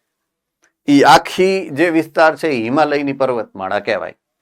અહીંયાથી શરૂ થાય અને છેક અહીંયા સુધી, જે ઉદાહરણ આપ્યું છે એ પ્રમાણે. બરાબર છે. તો આખી જે પર્વતમાળા છે એ આખો વિસ્તાર, મોટો વિસ્તાર, એને જ્યારે હું કન્સિડર કરી અને એને આરક્ષિત કરી દઉં કે અહીંયા અમુક પ્રકારની પ્રવૃત્તિ નથી કરવાની, અમુક જગ્યાએ વિધાઉટ પરમિશન નથી જવાનું, અમુક પ્રકારના જે એના સજીવો છે, અમુક પ્રકારની એની જૈવિક સમૃદ્ધિ છે, એને સાચવવા માટે, એનું સંરક્ષણ કરવા માટે, ત્યારે એ વિસ્તારને આરક્ષિત જૈવ આવરણ કહેવાય. તો પેલા નાનો વિસ્તાર હતો જેને આપણે કીધું હતું નેશનલ પાર્ક, પછી આખું નિવસન તંત્ર મોટું થઈ ગયું, એને આપણે કીધું હતું અભયારણ્ય. અને હવે એના કરતા વધારે વિસ્તાર વધાર્યો, વ્યાપ્ત વધાર્યો, તો શું થઈ ગયું? તો કે જૈવાવરણના આરક્ષિત વિસ્તારો. બરાબર છે. તો સંરક્ષણ અને ટકાઉ ઉપયોગ માટે જમીન કે દરિયાઈ નિવસન તંત્ર આખું હશે, એ આખા નિવસન તંત્ર, જે મોટા નિવસન તંત્ર છે, મોટો જૈવ વિસ્તાર હશે, એને તમે સંરક્ષણ અમુક નીતિ નિયમોથી આપો તો એ આ તરીકે અથવા તો એને આ આરક્ષિત જૈવાવરણો તરીકે ઓળખવામાં આવશે. અહીંયા એક સરસ મજાનું નીલગિરી બાયોસ્ફિયર રિઝર્વ આપેલું છે આપણું ભારતની અંદરનું, હિમાલયન સબકોન્ટિનેન્ટનો જ ભાગ છે એ. તો આવા ઘણા બધા ઉદાહરણો છે. આપણે આગળ જે આંકડો આવ્યો એ 14નો છે. બરાબર છે. તો ગંગા નદીનો જે ઘાટ છે એ પણ આરક્ષિત જૈવાવરણમાં જ આવે છે. બરાબર. પછી પૂર્વ ઘાટ, પશ્ચિમ ઘાટ, પેલા ઉભયજીવીના ઉદાહરણમાં તમે ભણ્યા હતા, તો એ આરક્ષિત જૈવાવરણનો જ ભાગ છે. એટલે અમુક ખાડીઓ છે, દાખલા તરીકે બંગાળની ખાડી, તો એ આરક્ષિત જૈવાવરણનો ભાગ છે. સુંદરવનનો વિસ્તાર, જંગલનો ડેલ્ટા રિજિયન, તો એ આરક્ષિત જૈવાવરણનો ભાગ છે. તો અલગ અલગ એવા 14 આરક્ષિત જૈવાવરણો છે. એમાંથી તમને અહીંયા નીલગિરીનો એક અહીંયા મેં ઉદાહરણ તરીકે આપેલો છે. બુકમાં નામ ક્યાંય છે નહીં એટલે બહુ જાજી ચિંતા તમારે નથી, પણ છતાં મેં 4-5 જે મને યાદ હતા એવા ઉદાહરણો મેં તમને આપ્યા. જો કદાચ પૂછાય તો તમે ઉદાહરણમાં લખી શકો, એમાં કઈ ખોટું નથી. હવે આવશે પવિત્ર ઉપવનો. નવો શબ્દ આવ્યો. ઉપવન એટલે જંગલ, પવિત્ર એટલે બીજું કાંઈ નહીં, એની સાથે કોઈ ધાર્મિક માન્યતા જોડાયેલી હોય.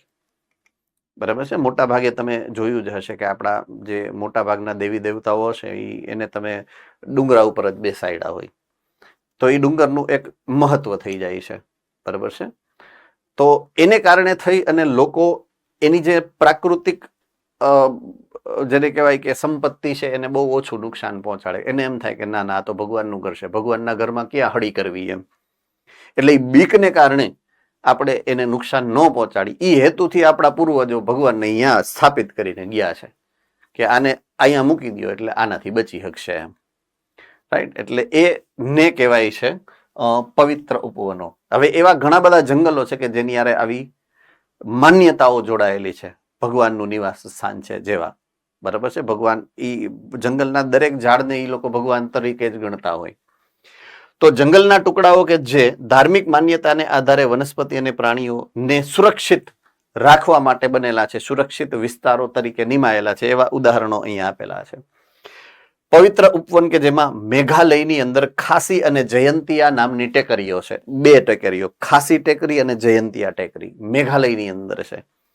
રાજસ્થાનની અંદર અરવલ્લીના જંગલો છે, એને પણ આ રીતે જેને કહેવાય કે ધાર્મિક માન્યતા સાથે એ સંકળાયેલ છે. કર્ણાટક અને મહારાષ્ટ્રમાં પશ્ચિમ ઘાટના વિસ્તારો, પશ્ચિમ ઘાટ મેં એમને કીધું હતું ને આરક્ષિત જૈવરણનો ભાગ છે, બરાબર છે. મધ્યપ્રદેશમાં સરગુજા, ચંદા અને બસ્તર નામના વિસ્તારોની અંદર જે ઘાટીઓ છે, ઘાટીઓની અંદરના જે જંગલો છે, પહાડીઓ છે, એ પહાડીઓને પણ આ રીતે ધાર્મિક માન્યતા સાથે જોડેલી છે, જેથી એની પ્રાકૃતિક સંપદાઓ જે છે એ સુરક્ષિત રહી શકી છે. એના વન્યજીવો છે, વનસ્પતિઓ છે, પ્રાણીઓ છે, સુરક્ષિત છે આને કારણે થઈને, બરાબર છે. આ ખાસ તમારે યાદ રાખવા પડશે, વેરી ઇમ્પોર્ટન્ટ, બહુ ઇમ્પોર્ટન્ટ છે. ક્વેશ્ચનમાં આઈએમપી લખી નાખજો. ઓકે, હવે આવશે બાહ્ય સ્થાન એક્સ સિટુ જાળવણી કરવી. મીન્સ તમે એના મૂળ નિવાસ સ્થાનમાં પ્રાણીઓ કે વનસ્પતિઓને નથી સાચવતા, પણ એની જાળવણી કરવા માટે, એને કલ્ચર કરવા માટે, એને ઉછેર કરવા માટે તમે અહીંયાથી ઉપાડી અને તમારા અનુકૂળ નિવાસ સ્થાને લઈ જાઓ અને અહીંયા એની ઉપર કાં તો ઉછેર કરો ને કાં તો પ્રયોગો કરો સંવર્ધનના, તો એને કહેવાય છે એક્સ સિટુ અથવા તો બાહ્ય સ્થાન જાળવણી.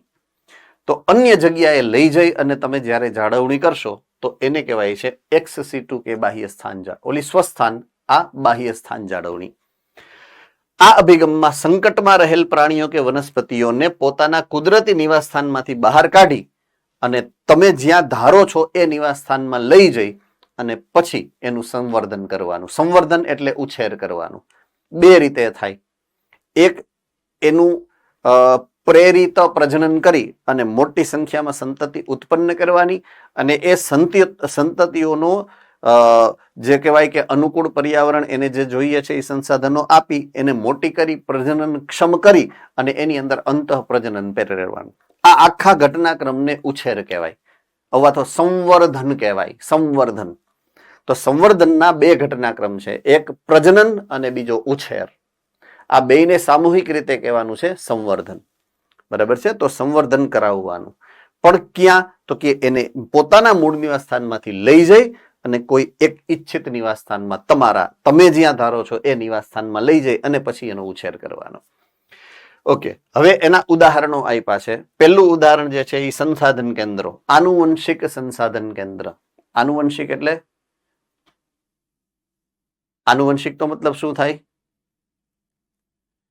Yes, Amreli centre.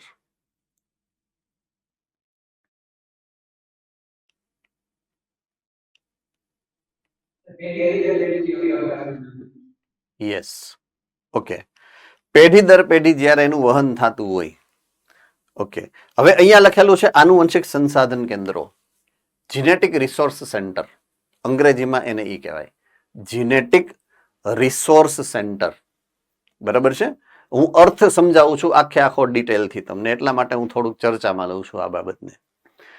તો જ્યારે હું આનુવંશિક સંસાધનની વાત કરું, જીનેટિક રિસોર્સનો મતલબ એટલે સંસાધનનો મતલબ કે જ્યાંથી તમને કાંઈક મળે એને રિસોર્સ કહેવાય, સ્ત્રોત. આનુવંશિક સ્ત્રોતના કેન્દ્રો. તો સ્ત્રોત એટલે આપણે આનુવંશિકતા માટે જવાબદાર કોણ છે? તો કે જનીનો.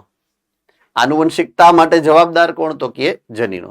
હવે જનીનો તમારે, દાખલા તરીકે વનસ્પતિની વાત કરું તો વનસ્પતિના જનીનો તમારે જોઈતા હોય, સંરક્ષિત રીતે સાચવી લાંબો સમય સુધી જાળવી શકાય એવી પરિસ્થિતિના, તો એ તમને બીજમાંથી મળે.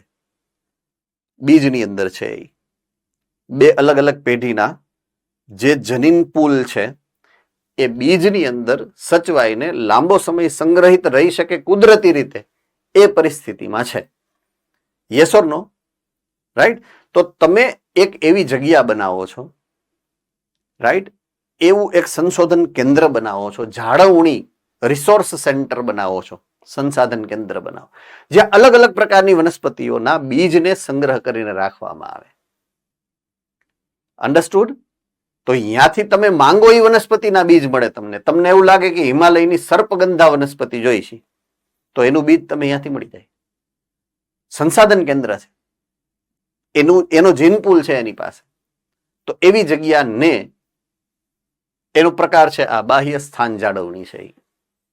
એને જાળવી રાખો છો તમે, કોઈ એક અલગ જગ્યાએ જાળવું છે, બરાબર છે? તો અહીંયા એવું ઉદાહરણ આપ્યું છે, જો અલગ અલગ પ્રકારના બીજ છે જેનો સંગ્રહ થયેલો છે. ઉપયોગ કરવો હોય એટલે અહીંયાથી બીજ લઈ ખરીદી અને તમે વાવી શકો, પ્રયોગ કરી શકો, બરાબર છે? તો પ્રયોગના હેતુ માટે. બીજું અહીંયા ચોક્કસ પ્રકારના પ્રાણીઓ, એની ચોક્કસ પ્રકારની સંવર્ધન ઋતુઓ હશે કે એ ત્યારે જ પ્રજનન કરી શકે. અને જો સંવર્ધનના પ્રયોગો તમારે 12 માસ કરાવવા છે તો એ પ્રાણીઓની અંદર અંડકોષો અને શુક્રકોષો એકત્રિત કરી અને તમે લાંબા સમય સુધી સાચવી શકો છો, બરાબર છે? લિક્વિડ નાઇટ્રોજનની અંદર -196 ડિગ્રીની અંદર તમારે ફ્રોઝન કરી, ફ્રીઝ કરી અને રાખી દેવાના હોય, બરાબર છે?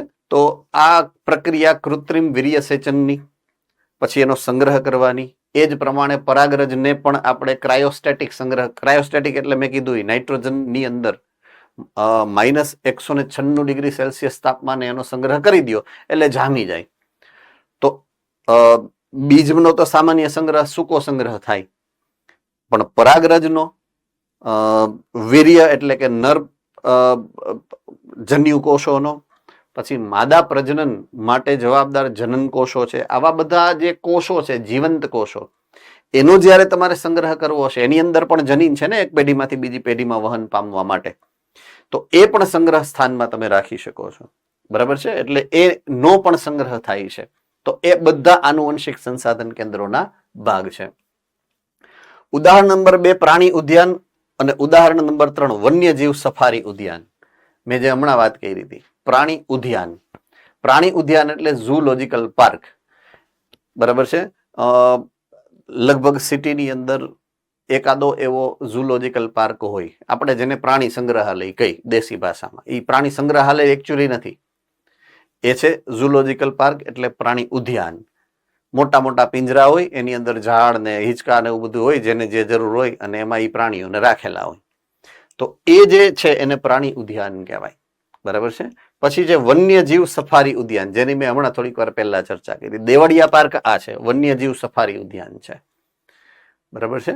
તો અહીંયા શું કરો, દેવળિયા પાર્ક નાનો વિસ્તાર છે, બાઉન્ડ્રી વાળેલો વિસ્તાર છે, પાંજરામાં વિભાજિત વિસ્તાર છે. ઓલો સફારી પાર્ક જે છે સાસણવાળો, એ નાના નાના પાંજરામાં વિભાજિત નથી. પાંજરા નો હોય ને, ખુલ્લી જીપથી તમારે જવાનું હોય, બરાબર છે? તો એ જે છે એના માટે શબ્દ આપણે શું વાપર્યો તો સૌથી પહેલો? ઇન સિટુમાં. યસ, રાજકોટ.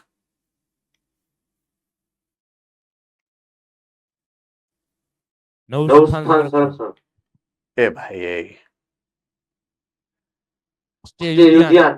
રાષ્ટ્રીય ઉદ્યાન. હા, એ રાષ્ટ્રીય ઉદ્યાન.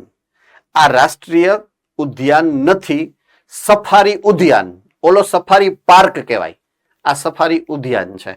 તો વન્યજીવ સફારી ઉદ્યાન એટલે શું? તો કે નાનો વિસ્તાર છે, એમાં નાના નાના પાંજરા હોય, અને એમાંથી તમને જીપમાં લઈ જઈને બધું દેખાડે. જીપ ઉભી રાખી દે, પછી તમારે જોઈ લેવાનું, વળી પાછી જીપ આગળ જાય. અહીંયા તો ફિક્સ જ તમને જોવા મળે જ. ઓલો સાસણના પાર્કમાં તમે જીપ લઈને જાઓ તો 25 કિલોમીટર ફરીને આવો તો તમારા ભાઈકમાં હોય તો હેણકું જોવા મળે જ મળે, નહીં તો ન મળે, કારણ કે એ તો ખુલ્લી જગ્યા, એમાં ક્યાં પાંજરામાં પૂરીને તમે બેઠા છો, બરાબર છે? તો એટલો ફરક છે બે વચ્ચે. હવે નેક્સ્ટ છે વનસ્પતિ ઉદ્યાન, પછી જનીન બેંક અને ક્રાયો પ્રિઝર્વેશન. વનસ્પતિ ઉદ્યાન એટલે જેમ પ્રાણીઓને તમે અલગ અલગ પાંજરામાં પૂરીને રાખ્યા છે, એમ વનસ્પતિઓને અલગ અલગ પ્રદેશની વનસ્પતિને લઈ અને અલગ તમે સ્પેશિયલ એને જોઈતી હોય એવી પર્યાવરણ, એવી પરિસ્થિતિ આપી અને ઉછેરો, સંશોધન માટે ઉછેરો કે માહિતી માટે ઉછેરો, બરાબર છે? તો એને કહેવામાં આવે છે વનસ્પતિ ઉદ્યાન, બોટાનિકલ ગાર્ડન કહેવાય એને. તો અલગ અલગ જગ્યાએથી વનસ્પતિઓને લાવી અને ઉછેર કરવાનો, સંવર્ધન કરવાનો, એ છે વનસ્પતિ ઉદ્યાન. જનીન બેંક, હમણાં જ આગળ આનુવંશિક સંશોધન કેન્દ્રમાં આ બેયની વાત કરી કે દાખલા તરીકે તમે બીજને અલગ અલગ જગ્યાએથી લાવો છો તો એ જનીનનો સંગ્રહ કરો છો એટલે જનીન બેંક કહેવાય. એ જ પ્રમાણે તમે કોષોનો સંગ્રહ કરો છો, એ પછી શુક્રકોષ હશે, અંડકોષ હશે કે ભ્રૂણના કોષો હશે. જીવંત કોષોને તમે ફ્રીઝ કરી લિક્વિડ નાઇટ્રોજનની અંદર -196 ડિગ્રીમાં રાખી દો તો એ પ્રિઝર્વેશન, એ જાળવણીને ક્રાયો પ્રિઝર્વેશન કહેવાય. બરાબર છે? તો આ ક્રાયો પ્રિઝર્વેશન છે. લિક્વિડ નાઇટ્રોજનની અંદર એ પેશીને તમે જાળવી શકો છો. બરાબર છે? આ જીન બેંકનું ઉદાહરણ છે કે બીજ હોય એ બીજને તમે સંગ્રહ કરી રાખો, પછી ત્યાંથી તમે લઈ જઈ અને પહેલા તો ટિશ્યુ કલ્ચરથી લેબોરેટરીમાં ઉછેરો, પછી એનું તમે ગમે ત્યાં સ્થાપન કરી શકો. તો આ રીતે અલગ અલગ પ્રકારની ક્રિયાવિધિઓ છે. આ બાહ્ય સ્થાન જાળવણીના આ અલગ અલગ પ્રકારો છે. આનુવંશિક સંસાધન કેન્દ્ર, એની અંદર જનીન બેંક ને ક્રાયો પ્રિઝર્વેશન, પ્રાણી ઉદ્યાન, વનસ્પતિ ઉદ્યાન અને વન્યજીવ સફારી ઉદ્યાન, એટલા અલગ અલગ પ્રકારના અભિગમ દ્વારા કુદરતી નિવાસસ્થાનમાંથી ઉપાડી લઈ આવી અને સંરક્ષણ માટે તમે વનસ્પતિ કે પ્રાણીઓની જાત જે છે એનો ઉછેર કરી શકો છો. ઓકે, હવે જે ઇમ્પોર્ટન્ટ પોઈન્ટ એક આવ્યો છે એ છે હોટસ્પોટ. તમારા માટે પણ ઇમ્પોર્ટન્ટ અને પ્રકૃતિ માટે પણ ઇમ્પોર્ટન્ટ. હોટસ્પોટ તરત જ નજર આવી જાય એને હોટસ્પોટ કહેવાય. તો ઘણી બધી જાતિઓ એવી છે કે જેનું સંરક્ષણ કરવું જરૂરી છે, પણ એ બધી આખા લિસ્ટમાંથી અમુક જાતિ એવી છે કે જેને પહેલા તમારે સંરક્ષિત કરવી પડે, કારણ કે એનું પોતાનું નિવસન તંત્રની અંદર જે સ્થાન છે કે મહત્વ છે એ બહુ મોટું હોય. બરાબર છે? દાખલા તરીકે હું મધમાખીની જાતિની વાત કરું, બીજી વનસ્પતિઓની જાતની વાત કરું, તો બેમાંથી એકને જ્યારે ચોઈસ આપવાની હોય સંરક્ષણ માટે, તો તમારે પહેલે મધમાખીની જાતને સંરક્ષિત કરવી પડે, કારણ કે એનું મૂલ્ય વધારે છે. તો એમ જેનું મૂલ્ય વધારે હશે, ખાસ કરીને સ્થાનિક જાતિઓ, જ્યાંની લોકલ હશે એવી સ્થાનિક જાતિઓ, તો એને સંરક્ષણમાં તમારે પહેલી પ્રાયોરિટી આપવી પડે. બરાબર છે?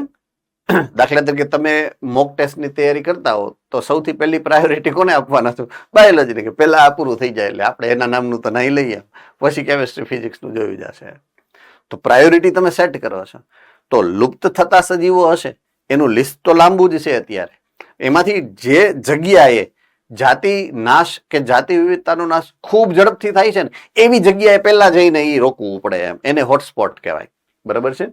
તો એવા પ્રદેશો કે જ્યાં જૈવ વિવિધતા વધુ છે અને તાત્કાલિક રીતે ક્ષતિ પામતા આવાસીય ક્ષેત્રો પણ એની અંદર જ છે, કે જ્યાં ચોક્કસ પ્રજાતિઓ માત્ર ચોક્કસ પ્રદેશ સુધી જ મર્યાદિત છે અને ત્યાં ગયા તો પછી બીજે ક્યાંય તો છે જ નહીં. દાખલા તરીકે ગીરની અંદર જોવા મળતા સિંહ, એશિયાટિક લાયન આખા દુનિયાની અંદર એક જ જગ્યાએ જોવા મળે, ગીરના જંગલમાં. હવે ગીરના જંગલમાંથી જો એ લુપ્ત થઈ ગયા તો પછી બીજી જગ્યાએ તો ક્યાં છે જ. તો એ હોટસ્પોટ થઈ ગયું આપણા માટે.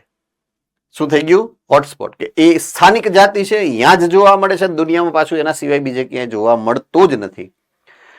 આમાંથી 3 હોટસ્પોટ તમને ઉદાહરણ જે આપેલા છે ટેક્સ્ટબુકની અંદર. પહેલું પશ્ચિમ ઘાટ. બરાબર છે? પશ્ચિમ ઘાટ. અને પશ્ચિમ ઘાટ કયો છે તો કે આ સાઈડનો, આ પૂર્વ ઘાટ થઈ ગયો અને આ પશ્ચિમ ઘાટ. પશ્ચિમ ઘાટનો જે છેડો છે એનો વિસ્તાર આ શ્રીલંકા સાથે જોડાયેલ છે. બરાબર છે? તો આ વસ્તુ થઈ ગઈ શ્રીલંકાની વાત. એક છું પશ્ચિમ ઘાટ, એક છે શ્રીલંકા અને ત્રીજું છે Indo Burma. Indo Burma. Indo Burma એટલે શું? ભારત અને બર્માની જ્યાં સરહદ મળે છે એ વિસ્તાર, એ પર્વતીય વિસ્તાર છે ને જંગલ વિસ્તાર છે. તો આ પશ્ચિમ ઘાટ ને શ્રીલંકા વાળો વિસ્તાર, એટલે આ ભાગ, આટલો ભાગ, આ એક હોટસ્પોટ છે. બીજો હોટસ્પોટ છે ઇન્ડો બર્મા. ભારત અને બર્મા જ્યાં મળે છે, બર્મા અને મ્યાનમાર નામનો એક વિસ્તાર છે, બંગાળની ખાડીથી ઉપર આવે. કદાચ ભૂલથી નકશો ક્યારેય જોયો હોય તોની વાત છે. આમ તો આવી ભૂલ આપણે કોઈ દી નથી કરતા, પણ તોય. તો એ વિસ્તારમાં ઓલી સુંદરબન ને એ બધા ક્ષેત્રો છે. બરાબર છે? અને ત્રીજું હિમાલય પોતે, આખી હિમાલયન રેન્જ. આ 3 આપણા માટે ભારતના હોટસ્પોટ છે કે જ્યાં જાતિ સમૃદ્ધિ બહુ ઝડપથી નાશ પામે છે અને એની સંરક્ષણ કરવાની જે જરૂરિયાત છે એ તાત્કાલિક છે. તો આ એક એવા વિસ્તારો છે કે જે 3 કે જ્યાં આપણી તાત્કાલિક ધોરણે આ સહાયતા કરવી પડે. આ બીજા નંબરનો વિસ્તાર છે વેસ્ટર્ન ઘાટ વાળો, મેં તમને જે સમજાવ્યું ઈ. અને ત્રીજો વિસ્તાર આ ઇન્ડો બર્મા વાળો, મેં કીધું એમ બહુ મોટી પર્વતમાળા છે, મોટા જંગલો છે અને ત્યાંની જૈવ સમૃદ્ધિ પણ અદ્વિતીય છે, અને હિમાલયન રેન્જ આખી. તો આ 3 હોટસ્પોટ જે ભારતના છે એ 3 હોટસ્પોટ ની વાત અહીંયા સમજાવી છે. ઓકે, હોટસ્પોટની કુલ સંખ્યા 34 છે ભારતની અંદર, એમાંથી 3 તમને ઉદાહરણ આપ્યા છે. બરાબર? ઓકે, બધા જ જૈવ વિસ્તારો વાળા હોટસ્પોટને એક સાથે ભેગા કરીએ, જેટલા આખી દુનિયામાં છે, આખી દુનિયામાં જેટલા હોટસ્પોટ છે, ભારતમાં કેટલા છે? 34. એવા બધા દેશમાં કે 1 2 કે 10 15 15 34 32 જેટલા હોય એટલા બધાને ભેગા કરી દો ને, તો આખી પૃથ્વીની સપાટીના માત્ર 2% જેટલા અથવા તો એના કરતા પણ ઓછા થાય. બરાબર છે? આ ક્ષેત્રમાં સામૂહિક રીતે આવાસિત જાતિઓની સંખ્યા બહુ વધારે છે. ભલે 2% જ વિસ્તાર છે, પણ એ વિસ્તારની અંદર રહેતી જે જાતિઓ છે એ વનસ્પતિની હશે કે પ્રાણીઓની હશે, એની સંખ્યા ખૂબ વધારે છે. બરાબર છે? એટલા માટે એને કન્ઝર્વ કરવાની છે, એટલે તો એને હોટસ્પોટ બનાવી દેવામાં આવ્યા છે. આ હોટસ્પોટની કડક સુરક્ષા દ્વારા ચાલુ રહેલ સમૂહ વિલોપનના દરને લગભગ 30% સુધી આપણે ઘટાડી શક્યા છીએ. બરાબર છે? હોટસ્પોટ બનાવ્યું, એને સુરક્ષા આપી, એટલે એ જે જૈવ લોપનનો દર હતો, લુપ્ત થવાનો જે દર હતો, એમાં આપણે 30% ઘટાડો કરી શક્યા છીએ. આ ઘટનાક્રમને કારણે હોટસ્પોટ જાહેર કરી એને જ્યારે સુરક્ષા વધારી ત્યારે 30% જેટલી રિકવરી એનો દર આપણે ધીમો કરી નાખ્યો છે. બરાબર છે? એનો મતલબ એવો નથી કે હજી એને નુકસાન નથી થતું, નુકસાન તો થાય જ છે, પણ આપણે એ નુકસાનીના દરને 30% ઘટાડી શક્યા છીએ. ઓકે, છેલ્લા 2 પોઈન્ટ છે. 5 મિનિટનો સમય છે, ચેપ્ટર સરસ રીતે પૂરું થઈ ગયું છે. કે જૈવ વિવિધતાની જાળવણી કરવા માટે થઈ અને આખી દુનિયાએ કામ કર્યું છે. ખાલી કોઈ એક દેશ કે કોઈ એક વ્યક્તિએ કરેલું કામ નથી આ. તો એવા 2 મોટા ઉદાહરણો અહીંયા રજૂ કર્યા છે કે આપણી માનવ જાતિના દરેક દેશોએ ભેગા થઈ અને જૈવ વિવિધતાની જાળવણી કરવા માટે થઈ અને જો પગલાં લીધા હોય, તો એનું એક ઉદાહરણ છે એ છે પૃથ્વી પરિષદ. બરાબર છે? વર્લ્ડ સમિટ જે રિયો ડી જેનેરોમાં 1992માં થયેલી હતી. આ એનો ફોટોગ્રાફ છે. તો આખી દુનિયાના ઘણા બધા દેશો ત્યાં આવ્યા હતા અને ભારતનો પણ એમાં ફાળો હતો. ભારતના રિપ્રેઝેન્ટેટિવ પણ એમાં હતા. બ્રાઝિલની અંદર, રિયો ડી જાનેરો એટલે બ્રાઝિલની અંદર હતી. અને આ બધા દેશોએ સંકલ્પો લીધા હતા કે ભાઈ આપણે પૃથ્વીના આ જે જૈવિક વારસા છે, નિવસન તંત્રો છે, એને બચાવવા માટે એકી સાથે પ્રયત્ન કરશું. તો એમાં ઉદ્દેશ્ય કેટલા હતા? પહેલું, જૈવ વિવિધતાનું સંરક્ષણ કરવાના નિયમ લીધા હતા બધાએ. બીજું, જૈવ વિવિધતાનો ટકાઉ ઉપયોગ તો કરવાનો જ છે, જૈવ વિવિધતાનો ઉપયોગ તો કરવાનો જ હોય દરેક સજીવે, પણ લાંબા સમય સુધી જૈવ વિવિધતા ટકી રહે એ રીતના કરવાનો, એવું. એટલે માપથી કરવાનો, માપ બહાર નહીં કરવાનો, એવું. અને ત્રીજું, આનુવંશિક સંસાધનોમાંથી ઉદ્ભવતા લાભ જે છે એ એકબીજાને શેર કરવા. બરાબર છે? દાખલા તરીકે આપણે કોઈ એવું સંશોધન કર્યું કે ઉચ્ચ કક્ષાની સારી ક્વોલિટીની કોઈ એક નિપજ, દાખલા તરીકે ઘઉં છે, એનું સંશોધન ભારતમાં થયું, તો એ બીજ તમે બીજા દેશોને વેચી શકો એમ. આપણો જે લાભ છે આનુવંશિક સંસાધનોમાંથી આપણે મેળવ્યો એ અન્ય દેશોને વેચી, જેથી કરીને બીજા દેશોને લાભ મળે તો એના સાંસ્કૃતિક વારસો જળવાઈને રહે, એની જાતિ ઉપર ઓછો બોજ પડે એમ. તો આ 3 મૂળભૂત એવા હેતુ હતા, ઉદ્દેશ્ય હતા કે જેનો લાભ આ સમિટમાં જે છે એના વિશે જેને કહેવાય કે ચર્ચા અને એના વિશે કામ કરવામાં આવ્યું છે. ઓકે, છેલ્લામાં છેલ્લો પોઈન્ટ આ ચેપ્ટરનો એ છે કે ફરીથી વિશ્વ પરિષદ જે બીજી હતી જોહાનિસબર્ગ સાઉથ આફ્રિકાની અંદર 2002માં થઈ. તો 2002માં દક્ષિણ આફ્રિકાના જોહાનિસબર્ગની અંદર યોજાયેલ વિશ્વની સસ્ટેનેબલ ડેવલપમેન્ટ એટલે વિકાસ તો કરવાનો જ છે, પણ એ રીતે કરવાનો છે કે તમારા જે રિસોર્સિસ, તમારા જે સ્ત્રોત છે એ લાંબા સમય સુધી ટકીને રહે, એટલે એને ટકાઉ વિકાસ એવું નામ આપ્યું. સસ્ટેનેબલ ડેવલપમેન્ટ કોમન વર્ડ છે. તો એના માટેની જ સમિટ હતી. સમિટ એટલે મીટિંગ. 190 દેશોએ આની અંદર ભાગ લીધો હતો. બરાબર છે. તો 190 દેશોએ જૈવ વિવિધતાના નુકસાનના વર્તમાન દરમાં નોંધપાત્ર ઘટાડો કરશે એવા શપથ લીધા હતા 190 દેશે, કે ભાઈ એવા પગલાં ભરશું કે જેને કારણે આપણા દેશની, આપણા નિવસન તંત્રોની, આપણી જૈવ સૃષ્ટિને બને એટલું ઓછું નુકસાન થાય અને લાંબા સમય સુધી આ વારસો જે છે એ જળવાઈને રહીએ. બરાબર છે. તો અહીંયા આ ચેપ્ટર આપણે પૂરો કરીએ છીએ અને નેક્સ્ટ ચેપ્ટર આપણે ચેપ્ટર નંબર 7 શરૂ કરીએ છીએ.